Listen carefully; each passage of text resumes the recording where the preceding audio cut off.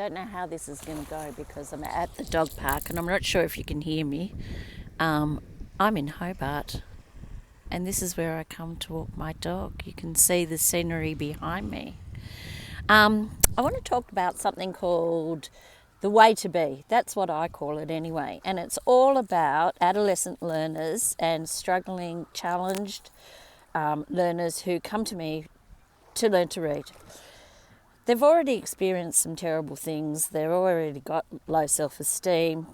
The neuroscience tells us that these adolescents are already emotionally heightened.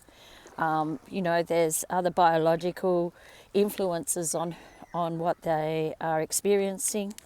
And if they have already experienced this great challenge to learning to read and write and being successful at school, then you really need to address that. You can't ignore it. It has to be something that's incorporated into any instruction and literacy intervention programs. And so that's what I've tried to do with my program.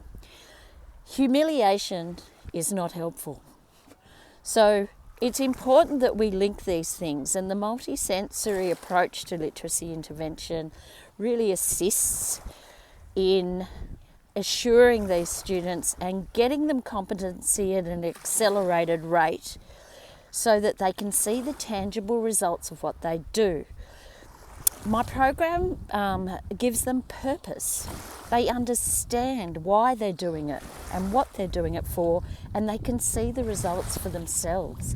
They feel success, they understand what success is, and they're motivated and engaged in order to keep going and get on with it and achieve.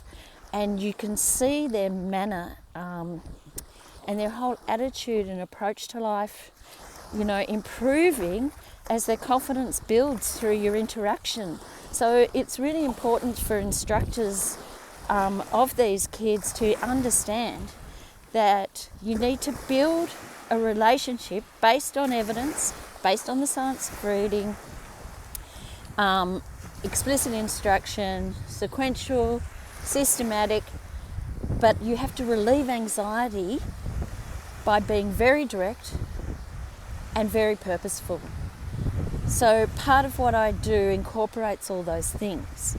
And that's why I really believe in my approach to adolescent literacy. But bear in mind,